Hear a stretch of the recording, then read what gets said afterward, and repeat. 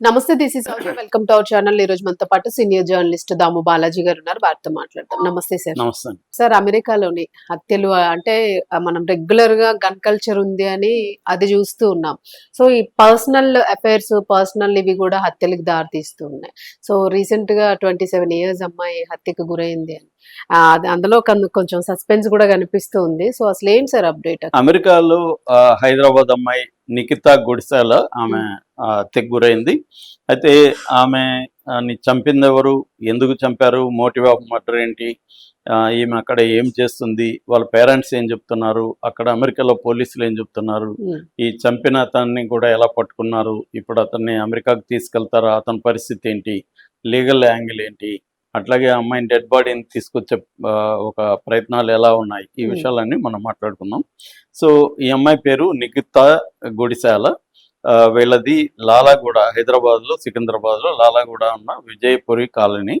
వీళ్ళ నాన్న ఆనంద్, వీళ్ళ నాన్న వచ్చి మార్కెటింగ్ ఎగ్జిక్యూటివ్, వీళ్ళమ్మ ఒక స్టాఫ్ నర్స్గా పనిచేస్తుంది. వీళ్ళకి 2 కూతుర్లు. ఈ అమ్మాయి పెద్ద అమ్మాయి నిఖిత, ఇంకొక అమ్మాయి చిన్న అమ్మాయి బెంగళూరులో సాఫ్ట్వేర్ జాబ్ చేస్తుంది, ఇంజనీర్గా జాబ్ చేస్తుంది. ఈ నిఖితకి 27 ఏళ్ళు. ఈ అమ్మాయి 4 ఏళ్ల క్రితం ఎంఎస్ చేయడానికి అమెరికాకి వెళ్ళింది. ఆ తర్వాత కంప్లీట్ చేసి కొలంబియా స్టేట్లో మేరీల్యాండ్ అన్నది, మేరీల్యాండ్లో అమ్మాయి ఒక జాబ్ చేస్తుంది. విహెడా, దాని పేరు విహెడా హెల్త్ అనే ఒక కంపెనీ ఉంది. ఇది హెల్త్ కేర్ కంపెనీ. ఈ కంపెనీలో అమ్మాయి డేటా అనలిస్ట్గా పనిచేస్తుంది. 31 డిసెంబర్కి వాళ్ళ ఇంటికి ఫోన్ చేసింది. ఫోన్ చేసి హ్యాపీ న్యూ ఇయర్ అని చెప్పింది. సరే వీళ్ళు హ్యాపీగా ఫీల్ అయ్యారు, పడుకున్నారు, అయిపోయింది. తర్వాత మార్నింగ్ మళ్ళీ వీళ్ళు జనరల్గా రోజు ఫోన్ చేస్తారు. అలా ఫోన్ చేస్తే ఫోను స్విచ్ ఆఫ్ వస్తుంది. అప్పటి నుంచి వాళ్ళ ఫ్రెండ్స్ చేసినా కూడా రాలేదు ఈరోజు జాబ్కి అని చెప్పారు. జనవరి 1 కాబట్టి ఎంఐ అన్న ప్రోగ్రామ్స్కి వెళ్ళి ఉంటుంది అనేది అనుకున్నారు. ఆ తర్వాత ఆగినా కూడా కానీ ఈ అమ్మాయి ఫోన్ కానీ ఏమి కలవట్లేదు, కొంత ఆందోళన వ్యక్తం చేశారు. ఈ లోపల ఏమైందంటే జనవరి 2న ఒక అర్జున్ శర్మ అనే ఒక వ్యక్తి 911 అంటారు. మామూలుగా అమెరికాలో మనకి ఇక్కడ ఎట్లాగైతే 100, 104 ఇవి ఉంటాయో, అక్కడ 911 అని ఆల్ ఎమర్జెన్సీలకి కలిసి ఒకే నెంబర్ ఉంటుంది. ఇంగ్లీష్ సినిమాలు చూసే వాళ్ళన్నిటికీ ఉంటుంది. అలాగా 911కి ఫోన్ చేసి నా ఫ్రెండ్ నిఖిత అనే అమ్మాయి మిస్ అయింది, 31 నాతో మాట్లాడింది, ఆ తర్వాత నుంచి అమ్మాయి కనిపించలేదు అనేది ఫోన్లో చెప్పాడు. ఫోన్లో చెప్పినప్పుడు వాళ్ళు ఇమ్మీడియట్గా మిస్సింగ్ పర్సన్స్ కింద ఈ అమ్మాయి డీటెయిల్స్ అడిగి డీటెయిల్స్ రాసుకున్నారు. ఈ లోపల వాళ్ళు దాని మీద ఎంక్వైరీ మొదలుపెట్టారు.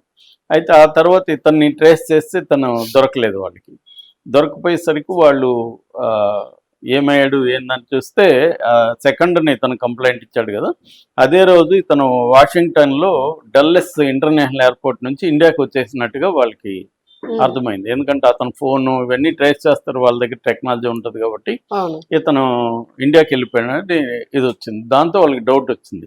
అంటే కంప్లైంట్ ఇచ్చి స్టేషన్కి కూడా రాకుండా ఆన్లైన్లో కంప్లైంట్ ఇచ్చాడు ఫోన్లో, ఇండియాకి ఎందుకు వెళ్ళిపోయాడు అన్న అనుమానాలు వచ్చి అతని అపార్ట్మెంట్లోకి వెళ్ళారు.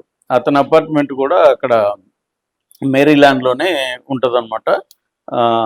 ట్విన్స్ రివర్స్ రోడ్ అని ఉంటుంది. ఆ ట్విన్స్ రివర్స్ రోడ్లో ఉంటుంది వాళ్ళ అపార్ట్మెంట్కి వెళ్ళి వాళ్ళు తలుపు బద్దలు కొట్టి లోపలికి వెళ్ళి చెక్ చేస్తే ఈ అమ్మాయి డెడ్ బాడీ ఉంది. అప్పటికి అది కుళ్ళిపోయింది, కత్తిపోట్లు ఉన్నాయి బాడీ మీద. దాంతో వాళ్ళు తీసుకెళ్ళి పోస్ట్ మార్టం చేస్తారు. ఆ రోజే 31 7 o'clock తర్వాత, నైట్ 7 తర్వాత అమ్మాయి చనిపోయినట్టుగా పోస్ట్ మార్టంలో నిర్ధారణ అయింది. కత్తిపోట్ల వల్ల చనిపోయినట్టుగా కూడా నిర్ధారణ అయింది. దాంతో పోలీసులు ఎంక్వైరీ మొదలుపెట్టారు, పేరెంట్స్కి ఇచ్చేశారు. ఈ లోపల అక్కడ వాషింగ్టన్ డీసీలో ఉండే ఇండియన్ ఎంబసీకి కూడా వాళ్ళు నోటిఫై చేశారు. ఎంబసీ కూడా ఇన్వాల్వ్ అయింది, పేరెంట్స్తో మాట్లాడింది. ఈ లోపల పేరెంట్స్ కూడా వాళ్ళ కొలీగ్స్ వాళ్ళతో మాట్లాడారు. సో ఇప్పుడు ఏంటంటే అతను తమిళనాడు, ఈ అర్జున్ శర్మ అనే అతను తమిళనాడుకి వచ్చేసాడు. సో వాళ్ళు ఏం చేశారంటే ఇప్పుడు మామూలుగా ఇండియాకి అమెరికన్కి నేరస్తుల మార్పిడి, ఎక్స్ట్రాడిషన్ ట్రీటీ అంటారు. ఈ ఎక్స్ట్రాడిషన్ ట్రీటీ ఉందన్నమాట మన 2 కంట్రీస్ మధ్య.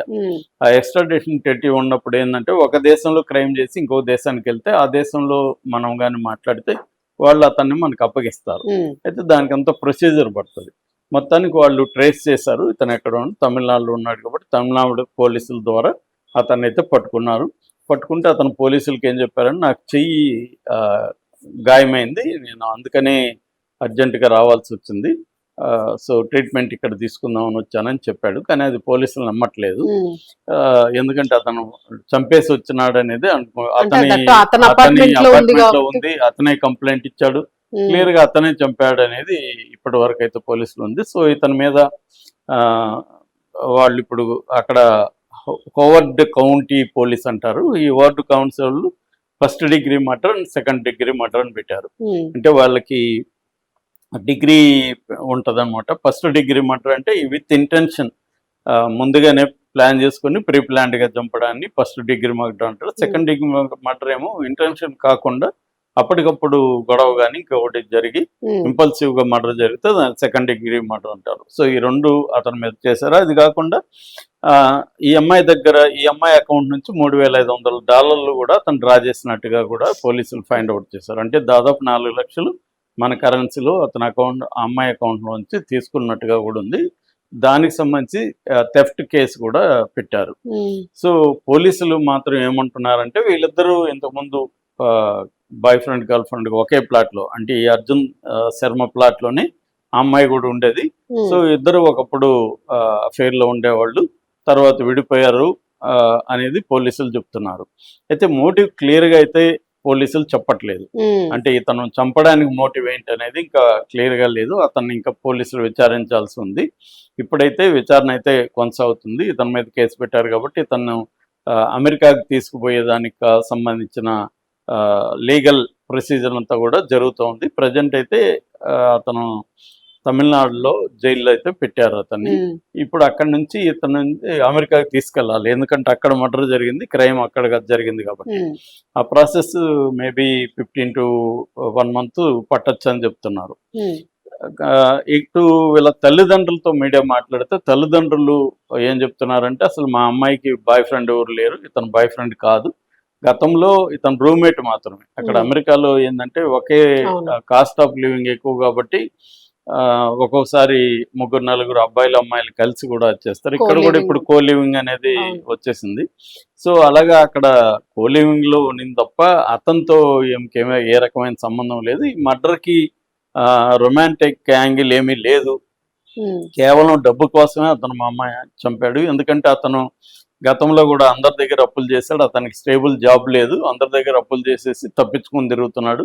అలాగా ఈ అమ్మాయి గట్టిగా ఈ అమ్మాయి దగ్గర డబ్బులు తీసుకున్నాడు. ఈ అమ్మాయి డబ్బులు అడుగుతుంటే ఆ రోజు డబ్బులు ఇస్తాను రా నా ప్లాట్కి అని పిలిపించి ఆ గొడవ ఏదో జరిగింది, ఆ గొడవలో చంపేశాడు అనేది తల్లిదండ్రులు ఆరోపిస్తున్నారు. సో మరి ఇది విచారణలో కానీ మనకు తెలియదు. అంటే ఇప్పుడు మరి రొమాంటిక్ యాంగిల్ ఉందా, లేకపోతే మనీ యాంగిల్ ఉందా, లేకపోతే 2 కూడా ఉన్నాయా అనేది మనకైతే తెలియదు. సో అక్కడ మ్యారీల్యాండ్లో ఏంటంటే దాదాపు 1,00,000 మందికి పైన సౌత్ ఏషియన్స్ ఉంటారు అన్నమాట. అది multicultural society. Maryland and Ellicott city అంటారు.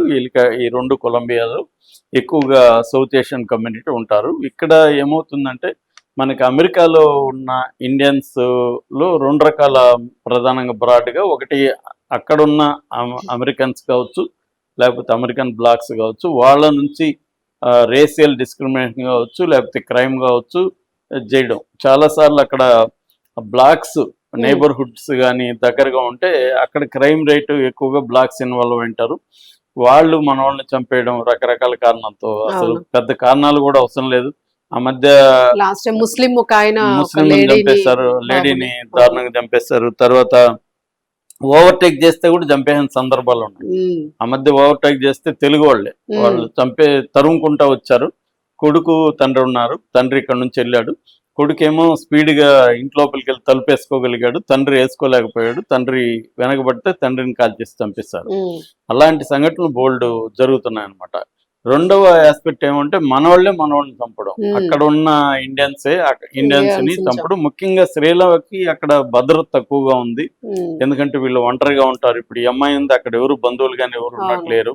సో జాబ్ చేస్తూ రూము డబ్బులు, ఎందుకంటే అమెరికా పోయి దేనికి డబ్బులు సంపాదించడానికి. అందుకని అక్కడ ఏంటంటే అమెరికాలో ఉన్న చాలా మంది పరిస్థితి ఏంటంటే డబ్బుల్ని అతి పొదుపుగా వాడుకొని తక్కువగా ఖర్చు పెట్టుకొని ఆ డబ్బుల్ని సేవ్ చేసుకొని ఇక్కడ అప్పులు ఉంటే అప్పులు కానీ, ఎడ్యుకేషన్ కానీ, మిగతా ఇంట్లో అప్పులు ఉంటే కానీ, లేకపోతే పెళ్ళిళ్ళకి కానీ, లేకపోతే ఇంకా బాగుంటే ఆస్తులు కొనడానికి కానీ ఎక్కువగా వాడడం అనేది జరుగుతుంటది. అందుకని కొన్ని రిస్కీ దీంట్లో వాళ్ళు సిచ్యువేషన్లో ఉంటారు. సో అది ఇప్పుడు చెప్తున్నారు అక్కడ మన ఇండియన్ అమెరికన్ కమ్యూనిటీ సెంటర్ అనేది కూడా ఉంది అక్కడ ఈ మేరీల్యాండ్లో. వాళ్ళు కూడా ఇన్వాల్వ్ అయ్యారు. వాళ్ళు కూడా ఈ సందర్భంగా అమ్మాయిలకి, ముఖ్యంగా ఒంటరిగా ఉంటున్న అమ్మాయిలకి, మీరు ఎక్కువగా అమ్మాయిలతోనే ఉండండి, ఇట్లా అబ్బాయిలతో కలిసి ఉంటే ఏదో ఒక యాంగిల్ అయితే ఏర్పడే అవకాశం ఉంది, ఇష్యూస్ వస్తాయని కూడా సలహాలు అయితే ఇస్తున్నారు. ఏదేమైనా ఇప్పుడు బాడీని తీసుకురావడానికి కూడా కిషన్ రెడ్డి ఇక్కడ ఎంటర్ అయ్యాడు. కిషన్ రెడ్డి పేరెంట్స్ తో కూడా మాట్లాడాడు. విదేశాంగ శాఖ మంత్రి జయశంకర్ ప్రజెంట్ జర్మనీ టూర్లో ఉన్నాడు, ఆయనతో కిషన్ రెడ్డి మాట్లాడుతున్నాడు. సో ఇప్పుడు ఏంటంటే బాడీని తీసుకురావడం కాస్ట్లీ అఫైర్. ఆల్రెడీ ఆమె కుళ్ళు ఉంది కాబట్టి దీంట్లో కోల్డ్ దీంట్లో తీసుకురావాలి, అది వెరీ కాస్ట్లీ అఫైర్. సో అందుకని ఇండియన్ గవర్నమెంట్ ఇప్పుడు దాన్ని డీల్ చేస్తుంది. అక్కడ ఉన్న ఇండియన్ ఎంబసీ కూడా ఇన్వాల్వ్ అయింది. ఏదేమైనా ఒక పాపం ఇద్దరు కూతుర్లు ఉంటే ఒక కూతుర్ని అమెరికా పంపించి ఒక కూతుర్ని ఇక్కడ జాబ్ చేయించారు. సో చాలా కష్టపడి ఇద్దరు అమ్మాయిల్ని చదివిస్తే వాళ్ళకి దుఃఖం మిగిలింది. చాలా మంది యువత ఎట్లానే జరుగుతుంది సార్ ఈ మధ్య. సార్ అతని బ్యాక్గ్రౌండ్ ఏంటన్నది ఇంకా అతడి బ్యాక్గ్రౌండ్ ఇంకా బయటకు రాలేదు. అతను అక్కడైతే జాబ్ లేకుండా అప్పులు చేసి తిరుగుతున్నాడు అని మాత్రం వచ్చింది. తమిళనాడులో అతని బ్యాక్గ్రౌండ్ ఏంటి అనేది ఇంకా మీడియా బయటకి తీసుకురాలేదు. Thank you sir.